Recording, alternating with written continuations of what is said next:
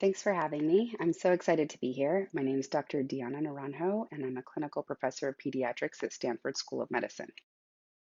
I am excited to be presenting this research and talking to you about the Loop observational study today.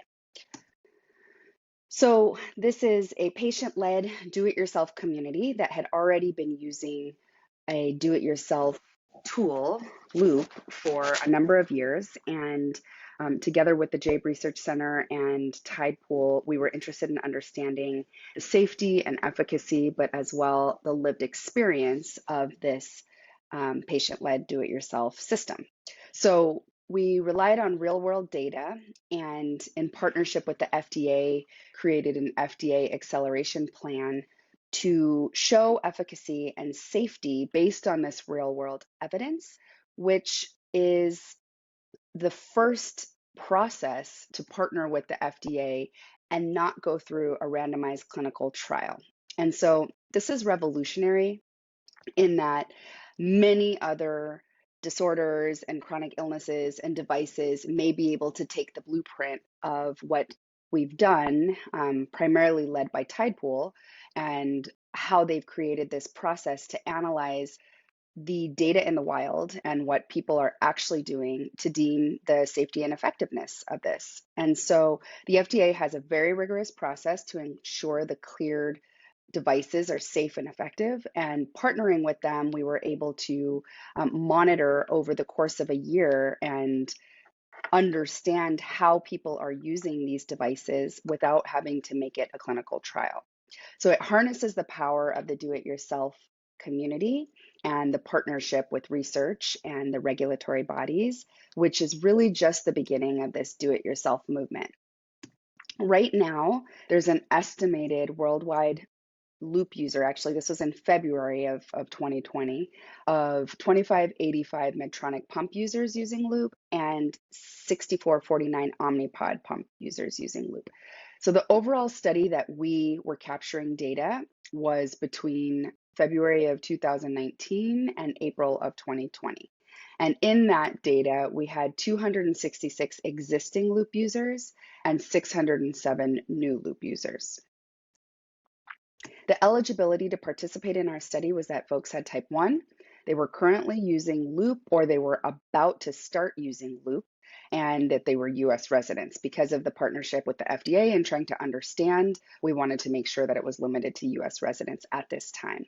And so the way that the study reached folks was a link was offered when people ordered a Riley link and ordering the new hardware and planning to use it. A link was offered to participate in the study. And then the different social media outlets were also offered this link for people that were already using Loop. So we had two different cohorts where those that just started Loop for the first time and those that had been using Loop for any amount of time. And we started surveys at baseline when they signed up, and then 3 months, 6 months, and a year. All the way throughout, Tidepool was doing device data partnering and looking at that data. Essential Lab was used to send out A1C kits that the JABE took care of and mailed then to the lab. And then focus group sessions were conducted in the first 3 months of the study as well as at the end of the study. And I'll tell you a little bit more about those focus groups because that's the area of my expertise to better understand the lived experience of people that are using Loop. In summary of the surveys that we used on patient-reported outcomes like diabetes distress, quality of sleep, fear of hypoglycemic events, confidence in being able to manage hypoglycemia. Overall, we saw an improvement on patient-reported outcomes, and different than some studies where we see this initial spike when people use a new technology, we saw that these improvements were maintained and continued improving throughout the course of the study. And across the board, people were very likely to recommend Loop to others to use. Just a snippet of the data. I know we don't have to spend a lot of time on it, but you can see here for new users, these are people that were brand new to using Loop at the beginning of the study. There were significant changes in the following criteria. So from baseline to 3 months, people's diabetes distress decreased. And from baseline to 3 months, their quality of sleep improved. They were less afraid of hypoglycemic events, and they were more confident if they had a hypoglycemic event that they would be able to manage it. So this is looking really positive from a quantitative standpoint. We also asked questions about the acceptability of loop. And so folks were really not that nervous to start loop. They would all recommend it almost across the board. And it was pretty easy to start and worked very well during the day and incredibly well during the night. So spending a little bit of time to better understand the human lived experience of looping, we wanted to understand deep questions. So taking a deep dive in a focus group setting. And we wanted to capture new users within the first 3 months of starting on loop. And then we also wanted to capture existing users within the first 3 months of them joining our study. But remember, the existing users could have been using for loop for 6 months or a year or 2 years even. So we got new users within the first 3 months, and then we resurveyed them, we re-interviewed them a year later to sort of understand the pre and post of the device use. And for the existing users, we only did a one-time catch because some of them had been on it for a long time.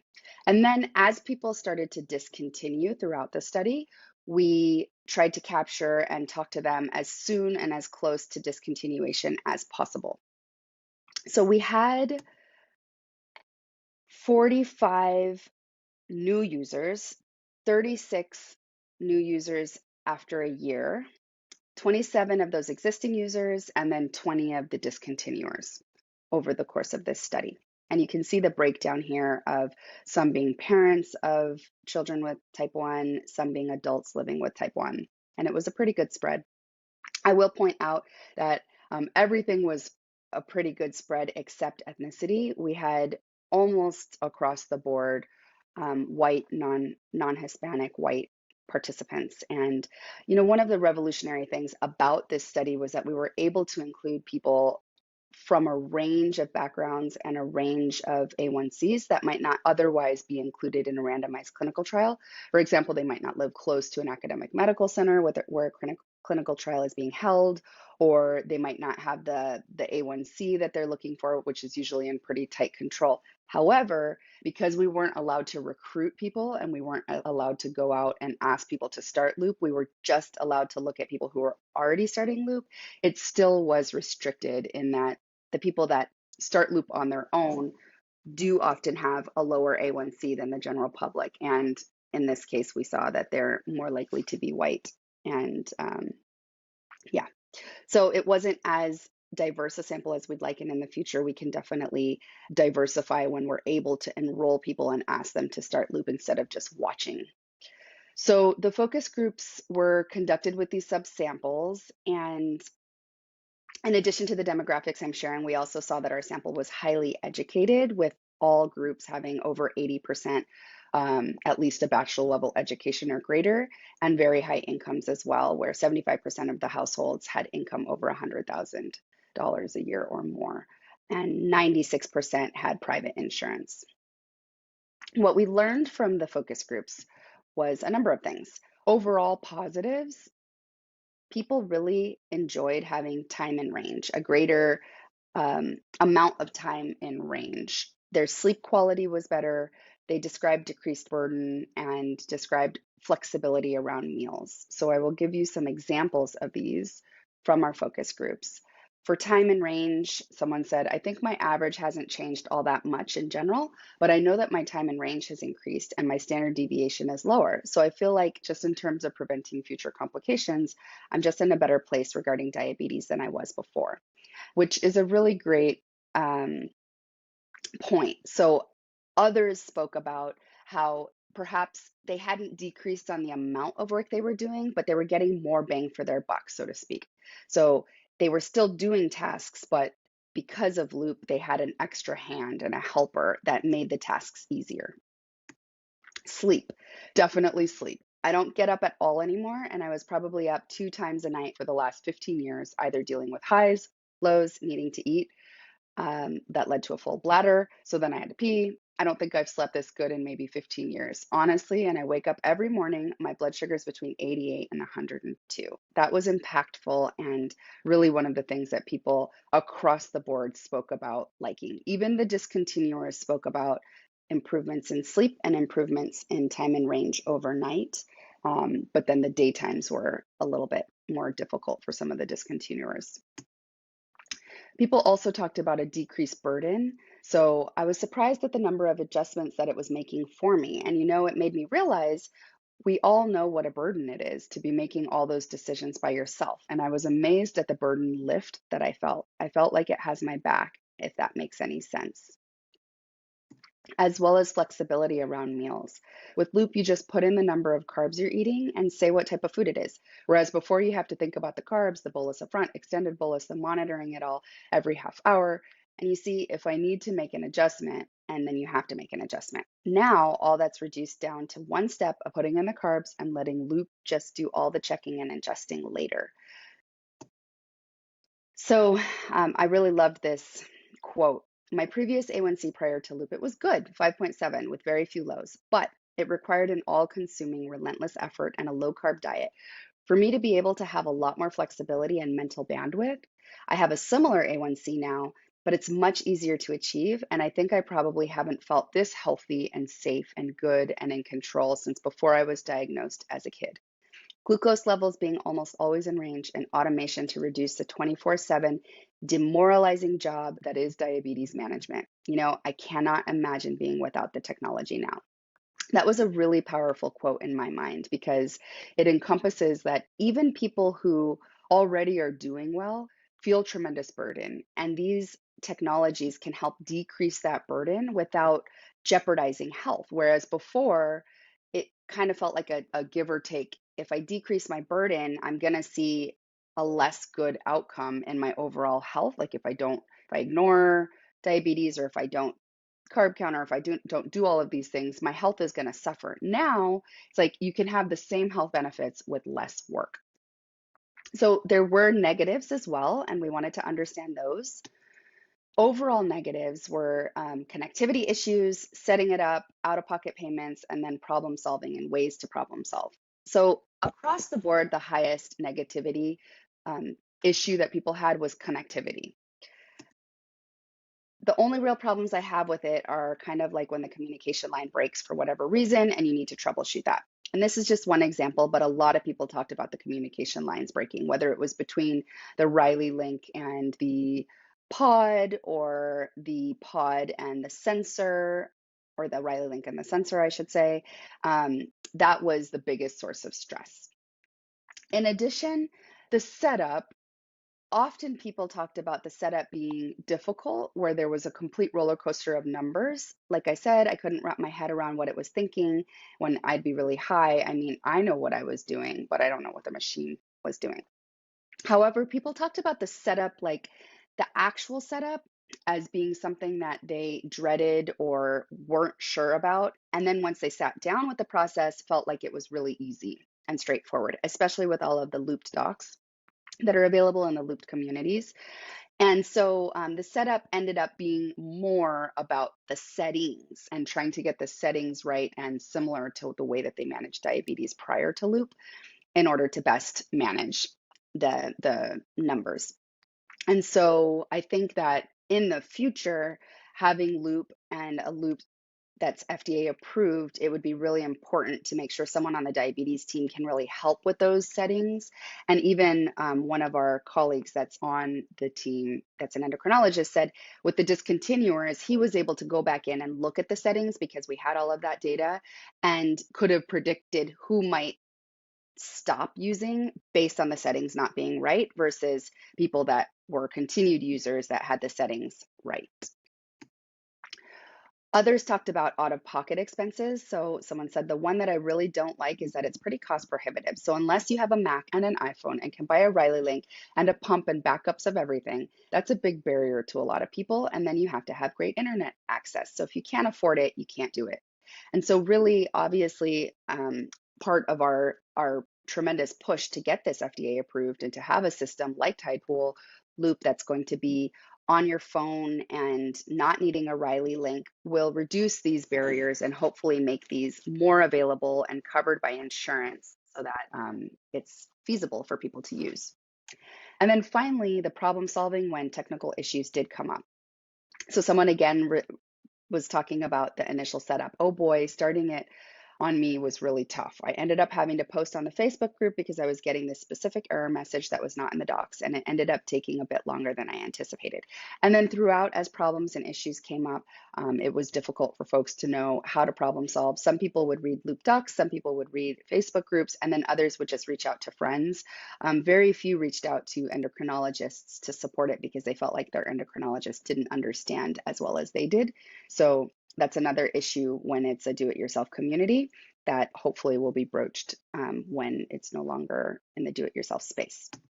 For discontinuers, people that discontinued often talked about being hassled by the technological aspects, so needing to get multiple pieces from different companies, feeling overwhelmed about maintaining the system. Someone said, it didn't meet my expectations as far as just how often it disconnected, and that was frustrating.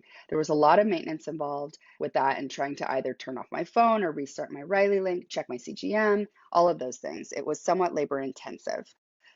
Others talked about it not necessarily being anything wrong with Loop, but wanting to keep something else or options open when new things became available on the market. So when the Tandem became on the market, a good quote of that was, I would be on it right now, but because I knew that I kept hearing about the Tandem coming, I wanted to try that because it's new and I heard before the end of the year and I was able to switch.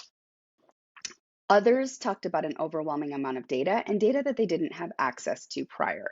So even people that had CGM data or had Night Scout data where they were revising their numbers, they didn't necessarily have data on how food was absorbed or different types of food absorbed at different times. And it's just a lot of data that they weren't aware of.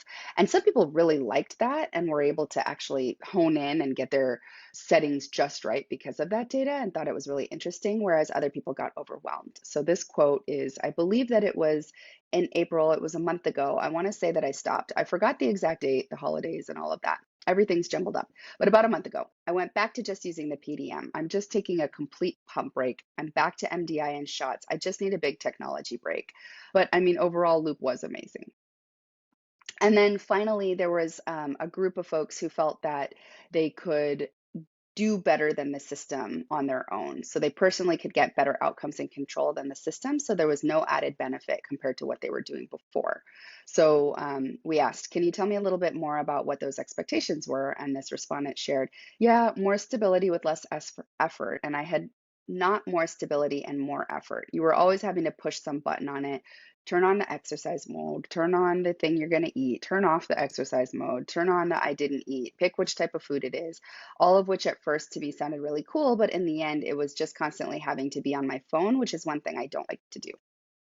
And so, in thinking about who Loop is good for now in the do-it-yourself version, people really do have an affinity for numbers and data, and um, they are connected. So often people are professionals in diabetes, have heard of it through that way. They have friends on Loop, they're connected to others in their community around diabetes. Some say that they're not tech savvy, but they really are. So here's a quote of someone saying they're not tech savvy. You know, I'm not very technologically skilled, but recently I was switching from Libre to Dexcom, so I'm going to have to rebuild Loop without the Spike app, and just try it out again. Like with the new iOS, I was hopeful that it would solve some of the problems. So just that sentence in and of itself shows that they're highly tech literate versus someone that really doesn't have any clue about technology. It would be really hard for them to navigate. And then people do micromanage settings, but I want to point out that it's not specific to Loop, but rather how they deal with diabetes in general. So some of the same people that micromanage when they themselves are the Loop are the people that are micromanaging and changing settings often when they're on Loop. Whereas other people are sort of one and done and they set the settings once and then they just let Loop do its thing. There's sort of different personas. And then finally, people that do well with Loop are very much their own self-advocate. They can access things on their own. They're their own customer service reps. They can problem solve, and that seems to keep them motivated in this space. So the amazing power of do it yourself is that you can learn from users. And for example, early on in the first cohort of interviews, many people brought up wanting presets, wanting overrides, and then a beta version came out of the program, JoJo branches. And by the end of the next cohort's interviews, the presets were actually incorporated into the base download, into the build. So using do it yourself to learn in the moment, respond in the moment, troubleshoot, test it out, and then create a different version is amazing. And we really can't do that when you're in a commercialized system. Things are more static and there's less pushes and there are less releases in a commercialized system. You're really able to understand what the users want, how they're using it from their actual experience, and then trying things out in real time. It's this incredible advantage, and sharing data is a part of that. There's also a strong contingent of people who I would call the do-it-yourself libertarians, who will always want DIY. They will always want the customizations that they can make without constraint. People who don't want to be told that their low or high thresholds should be a certain way, or who don't want alarms for certain things, or who do want alarms for other things. I think that even as commercialized systems, which you'll hear about in the next talk, come to pass, there's still going to be a strong movement for people who want to be in this do-it-yourself space. And then there's also new reach. So you can reach patients who may not always be included in clinical trials, who may, we have a highly homogeneous sample, but I do think that there are people whose A1Cs were outside the range of a clinical trial, or that might not talk about different technologies with their clinical team because their clinical team just doesn't feel that it would be right for them. And they are able to do this on their own. So I think educating and socializing and networking around this to extend the reach even further is going to be really important. So I just wanted to thank the Leona and Harry Helmsley Charitable Trust for their funding of this project, and Tidepool for their partnership, and the Jabe Center for Health Research for being our research center and organizing all of this data, and the team at Stanford for all of their assistance. Any questions or comments, you can feel free to email me at dnaranjo@stanford.edu. Thanks so much for your time.